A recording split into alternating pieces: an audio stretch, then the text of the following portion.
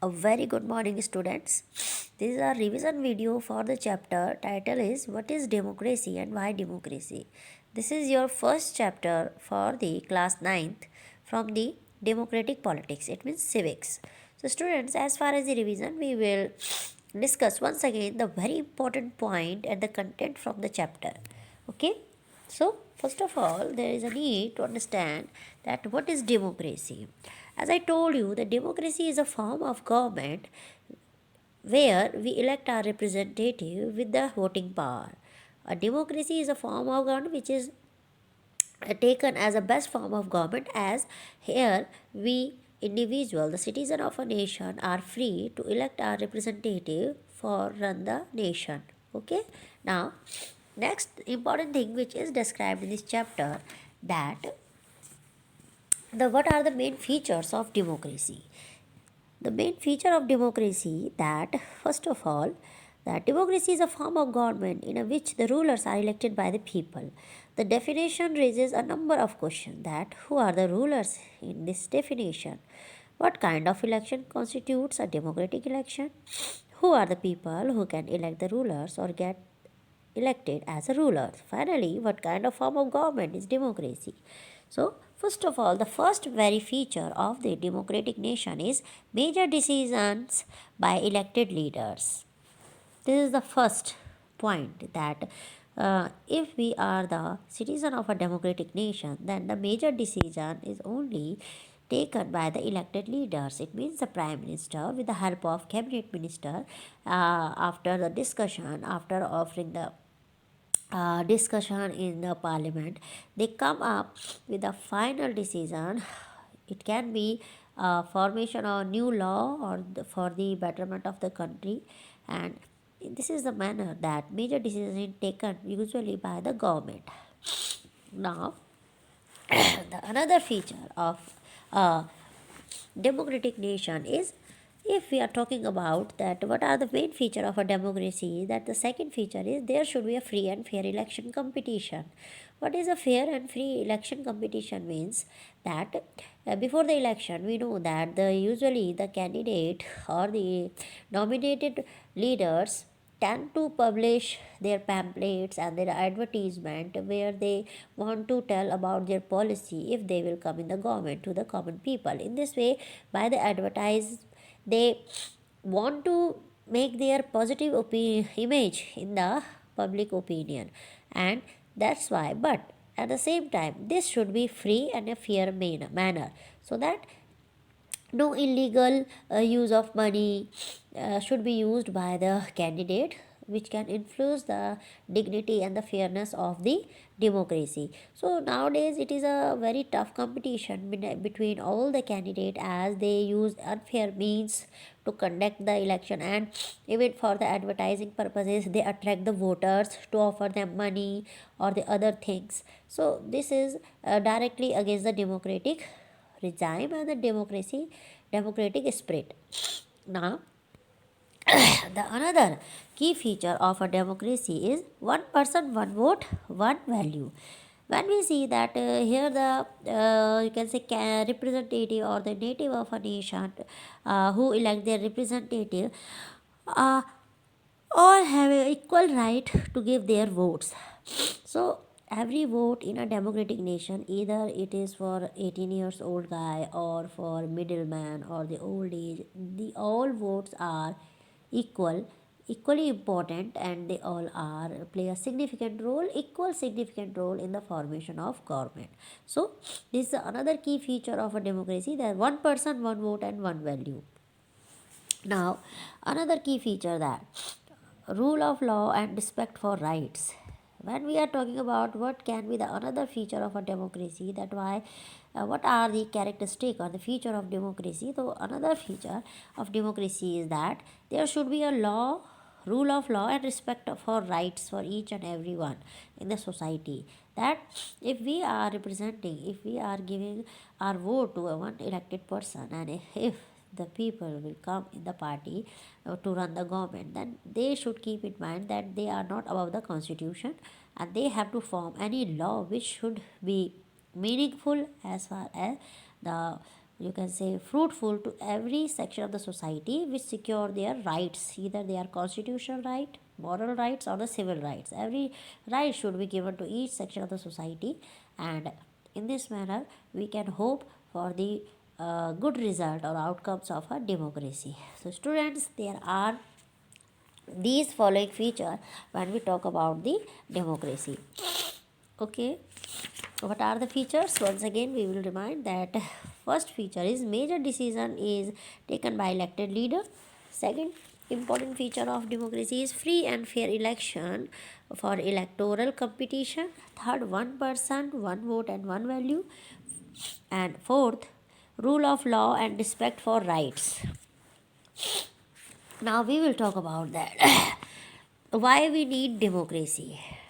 Okay, we need democracy, that it is a very common question, that we need democracy as it is the best form of government. No other form of government, if we compare with democracy, like dictatorship or autocratic rule or rulership, monarchy system, so both type of government never gives a opportunity, equal opportunity and rights to the people. That's why we used to and we are in the favor of democracy.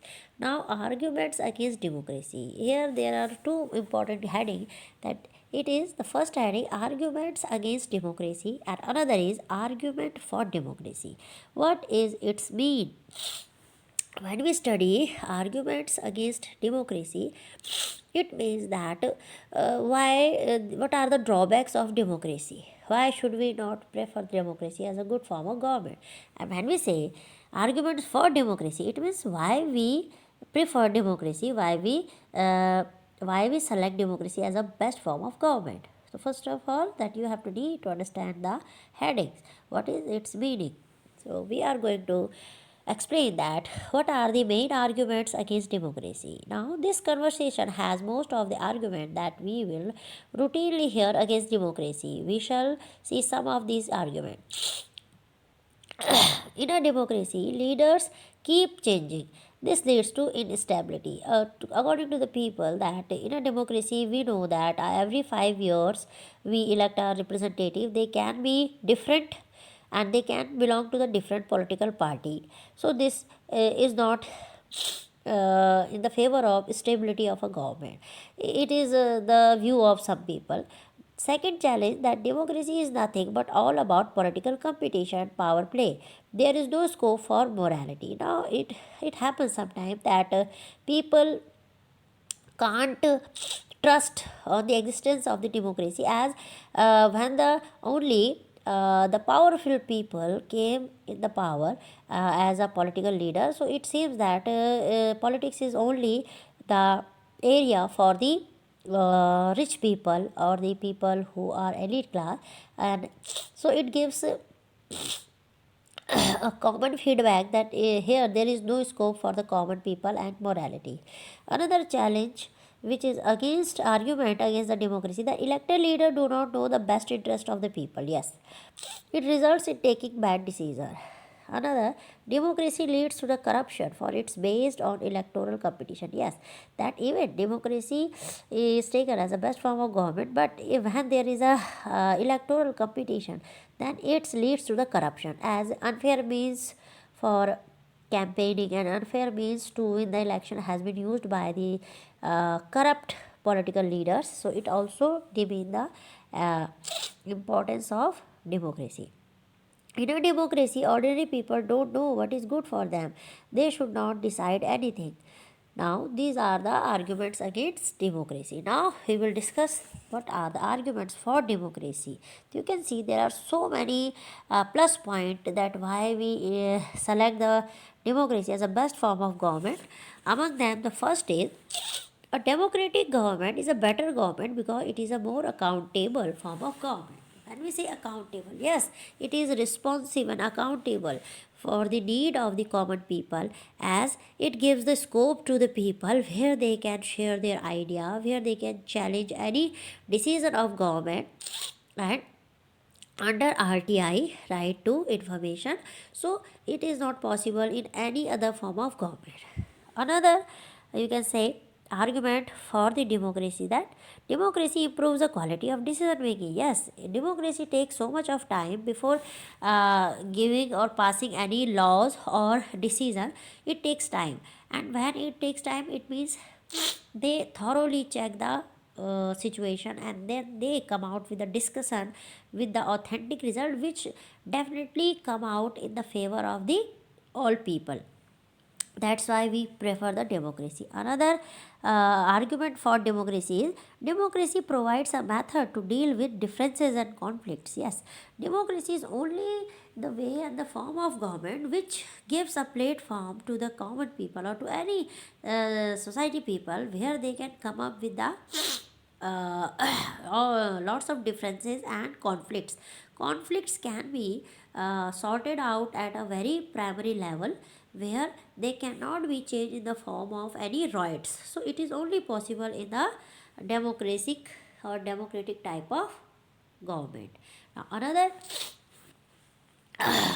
argument for the democracy, that democracy enhances the dignity of citizen. Yes, when we say democracy is the only way which increase the dignity and reputation of a citizen, as it gives a priority to the every section of the society, where they can enjoy their equal opportunity in various field, like in a job field or in any legal way. So it gives a equal happiness and equal right status, which gives dignity and individual's reputation in the society.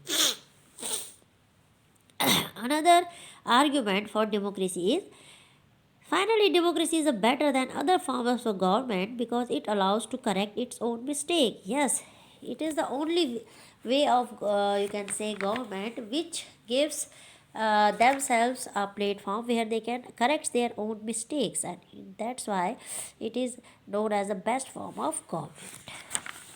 Now, the broader meaning of democracy we will discuss now, that the democracy will arrive to its country only when no one goes hungry to bed. Yes. But here the need to understand that if you want to eradicate the all the you can say drawback from a nation, which included the malnutrition and the poverty and the lacking of education. So it is having a broader meaning, that only then we can hope that it is a true democracy when there will be no one is hungry. Okay, everybody is having sufficient food for 3 times, and every child is having the same right to go to school and to get the education. The youth, all youth is having proper opportunity where they can earn their livelihood on the basis of their skill and education. They are healthy enough. So in a democracy, citizen must have equal say in decision making. For this, one doesn't need just an equal right to vote. Yes, every citizen required to have equal information, basic education, equal resources, and a lot of commitment. Yes, it is having a deep meaning, that it is not only sufficient that we can say that we are equal if we all are having equal vote right. Life is more beyond that, that every citizen should be having equal right, equal availability of information. Basic education should be provided to every child of the nation, equal resources availability, and then commitment also. So only then we can hope that it is a true form of democracy. It is a broader meaning of democracy. Now, there are some additional questions from this chapter, and you students, you have to read the chapter thoroughly, and then you have to try to frame the questions, which are not only limited to your exercise book. First of all, we will discuss that what is direct democracy. Yeah, there are two types of democracy, direct and indirect. So what is direct democracy? That direct democracy is a form of government in which people directly participate in affairs of the state. In this, public opinion is expressed directly in assemblies or equal meetings. All the adults, citizens have the right to participate in the meeting of the assembly where all the laws are passed, taxes are assessed, and appointments to execute the decision taken in the assembly are made. So this is known as a direct democracy. Okay, Switzerland is having direct democracy. Now, in direct democracy, since the modern states are much larger in size and population like India, so it is not possible to every now and then to form a meeting and discuss, because India is the second largest populous country. So we elect our representative through voting, and this type of democracy is known as indirect democracy. So student, there are so many questions which you need to go through, and just to understand the concept. Okay, there is another important question that explain the main challenges to democracy. So the main challenges in front of democracy are that growing economic and social inequality among the people, role of anti-social element, corruption and inefficiency, casteism and communalism. And then if we are having challenge, so definitely we will be having some remedies also, that how can we cope up with these challenges. So you have to go through with the chapter and read the exercise question, plus you have to draw your own questions, so that you will be able to answer not only the NCERT question but the extra question also. Till then, take care, goodbye.